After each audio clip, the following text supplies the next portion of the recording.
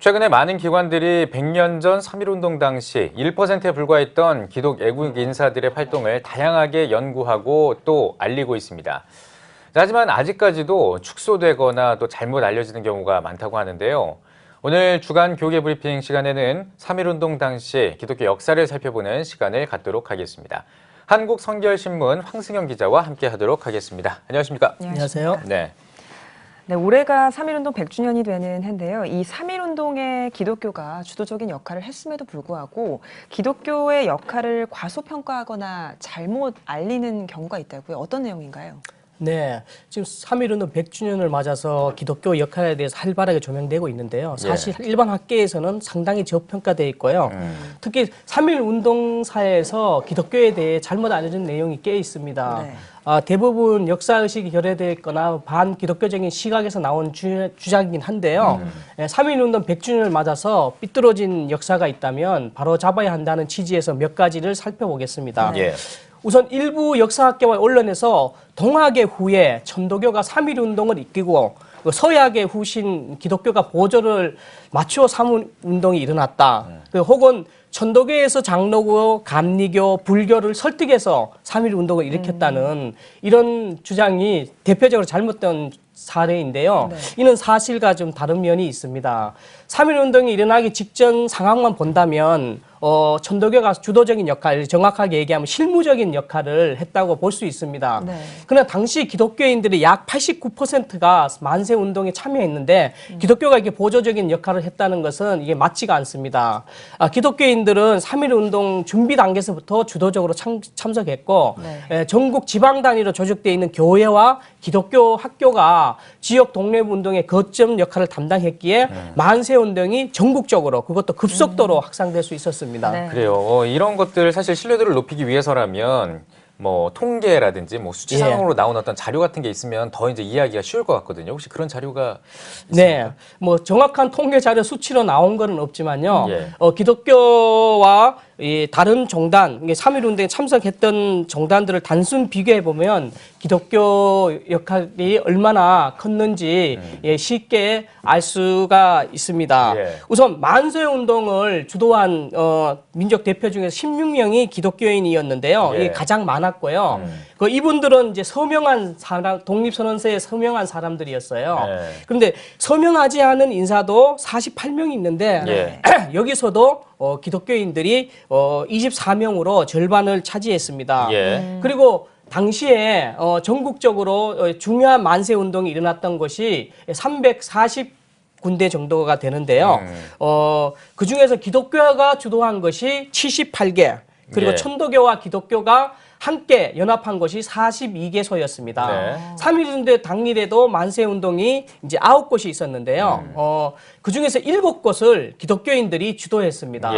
이것만 비교해봐도 천도교나 다른 종교에 비해서 기독교의 역할이 컸다는 것을 쉽게 알 수 있습니다. 또 3.1운동으로 인해 체포된 기독인이 전체 투옥자 중에서 20%가량을 차지했는데요. 당시의 기독교 인구가 전체 인구의 1%에 불과한 것에 비하면 이건 엄청난 숫자인데요. 물론 숫자적으로도 천도교나 불교인보다 수치가 많습니다.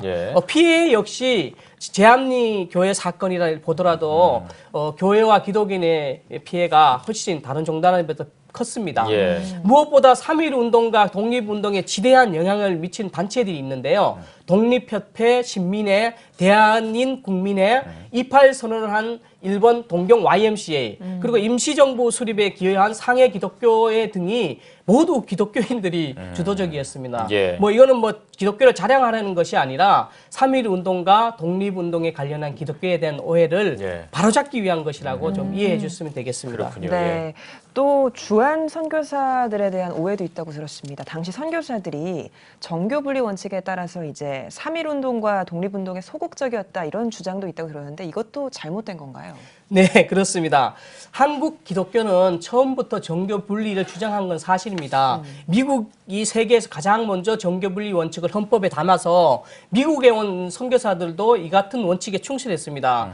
그래서 한국 교회가 특정 정치 세력과 연합하거나 정치 단체처럼 행동하는 것에 대해서는 매우 조심스러워했습니다. 그렇지만 개인 자경으로 정치에 참여하거나 3.1운동이나 독립운동에 나서는 거는 반대하지 않았습니다. 예. 사실 우리나라의 근대에서 민주주의 정신을 가르친 사람들이 서양 선교사들이었고 이런 정신이 3.1운동의 정신에 포함되어 있고요. 선교사들이 운영하는 기독교 학교들이 대부분 그 만세운동의 근거지 역할을 했는데요. 만일 선교사들이 이를 용인하지 않았다면 3.1운동에서 기독교가 이렇게 적극적으로 참여하는 것은 불가능했을 거라는 의견이 많습니다. 예. 예, 외부적으로는 선교사들이 정교 분리 원칙을 지키는 것처럼 보였지만 뒤에서는 일제에 항의하고 3.1운동을 해외에 알리는 데 앞장섰다는 것들이 앞장섰다는 것이 학계의 공통된 견해입니다. 예. 실제로 주한 선교사들이 서방사의 3.1운동을 알리는 중요한 역할을 했는데요. 이로 인해서 일제의 잔혹한 통치 사상이 드러나게 되었고 일제 통치에 대한 해외 시각이 바뀌는데도 일조했습니다. 예. 그리고 일제가 3.1 만세운동이 일어나니까 깜짝 놀라서 이걸 진압하려고 선교사들에게 이거를 좀 자제해달라고 하는데 도움을 구했는데요. 예. 그때 선교사들이 정교분리 원칙을 내세워서 일제의 요구를 단호히 거절했습니다. 예. 당시 기독교도 정교분리 원칙과 반대로 3.1운동 중기 단계에서부터 만세운동 그리고 임시정부 수립 뒤 국가 수립 단계까지 예. 적극적으로 관여한 것을 보더라도 정교분리 원칙이 기독교의 3.1운동과 독립운동에 소홀하게 했다는 주장은 맞지 않습니다. 네, 알겠습니다. 또 이런 얘기도 있어요. 기미 독립 선언서도 기독교인 지도자들이 검토하고 수정했다. 이런 얘기도 나오는데 어떤 내용입니까? 그렇다고 봐야 할 것 같습니다. 예. 독립선언서를 기초한 사람이 최남선이고 동학청에서 준비했다는 주장이 있습니다. 예. 그런데 그가 최남선이 작성한 독립선언서 초안을 기독교 지도자인 이상재, 이승훈, 박승범 이 세 사람이 검토하고 교정했다는 것이 학계에 알려져 있습니다. 예. 그 최남선도 나는 기독교인과 스스로 상정하는 동안에 자연히 기독교적인 사상을 갖게 된 것이 사실이다면서 독립, 자유, 평등 및 자유와 같은 말이 기독교에서 나온 만큼 나에게서 기독교를 빼고서는 나의 사상을 이해할 수 없다고 회고한 바 있습니다. 예. 장신대 이미국 교수도 독립선언 작성에 참여한 사대부 출신 기독교 지도자들은 당시 국세 정서를 잘 알고 있었을 뿐만 아니라 동양 평화에 대한 이론도 탄탄히 갖추었는데 그 사상은 바로 기독교 관점에서 나온 것이라고 주장했습니다. 예. 기독교 사학자 이덕주 교수도 3.1운동의 이념과 운동 노선에 관한 연구를 통해서 14종의 독립선언서가 직감적적으로 기독교의 영향을 받아 이루어졌으며 초기 선언서 그리고 기미 독립선언서들에 나타나는 비폭력, 무저항, 평화운동 노선의 확립에 기독교가 영향을 주었다고 그렇게 주장했습니다. 예. 예. 네. 그럼에도 불구하고 기독교에 불만을 가지는 세력들이 3.1 만세운동에서 기독교가 무슨 역할을 했냐라고 하면서 민족대표 33인 가운데 친일 인사도 있지 않냐라고 하면서 기독교를 폄훼하기도 한다라고 들었습니다. 이건 어떻게 봐야 할까요? 네. 그런 주장도 있는 것이 사실인데요. 기독교 민족 대표 중에서 박이도, 정충수 목사는 알려진 것처럼 확실히 변제를 했습니다. 그 평신도 이갑성은 의혹은 있으나 확증이 없다는 게 이 학계의 주장입니다. 하지만 일제의 해이와 협박에 견디다 못해 부역한 사람은 비단 기독교인만 아니라 다른 종단에서 많이 있었습니다. 3.1운동 거사에서 중요한 역할을 했던 천도교 측 체리라는 사람도 후에 친일 행위를 했습니다. 앞서 독립선언서를 기초한 최남선도 배신을 했는데요. 몇몇 기독교 대표 민족 지도자들의 친일 행위를 내세워서 한국 기독교 전체의 3.1운동을 부정하라는 것은 터무니없는 일입니다. 그들이 설사 이세말 바람직하지 못한 길을 걸었다 해도 3.1운동에 참여한 그 대의, 그 자세를 폄훼할 수는 없다는 것이 그런 주장도 있습니다. 네. 예. 알겠습니다.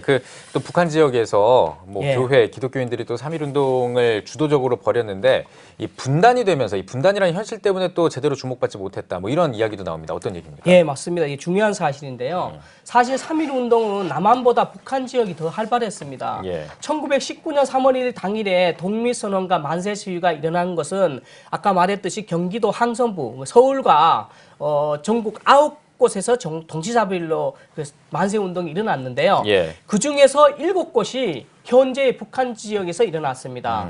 특히 북한 지역은 대부분 주동자가 이제 목사와 장로 등 기독교 지도자들이었습니다. 예. 교회 조직과 인맥이 동원되었고 교회가 3.1운동 확산의 통로가 됐다는 것도 하나의 특징인데요. 또 살펴보면 민족 대표 33인 중에 16명이 기독교인이지 않습니까? 예. 그중에 9명이 또 북한 지역에 있는 인사였습니다. 예. 특히 의주에서는 민족 대표 유여대 목사가 직접 독립선언식을 주도했고 선천, 평양, 원산, 해주는 3.1운동 민족 대표를 배출했을 정도로 3.1운동의 영향력과 역할이 다른 지역보다 북한 지역에서 컸다고 보시면 됩니다. 예, 예. 가장 눈에 띄는 지역은 평양과 의주인데요. 여기서는 식순까지 준비했는데 바로 그 식순이 바로 기독교식이었다는 것입니다.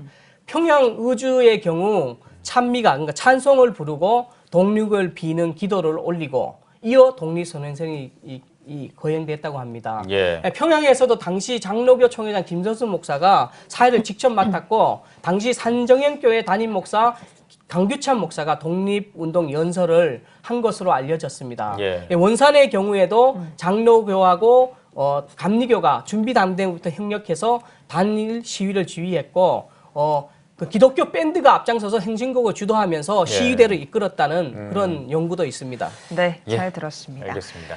100년 전 우리 신앙의 선배들은 일제의 압제 속에서도 민족의 아픈 현실을 결코 외면하지 않았습니다. 이런 사실들을 축소하고 왜곡하는 일은 없어야 할 텐데요.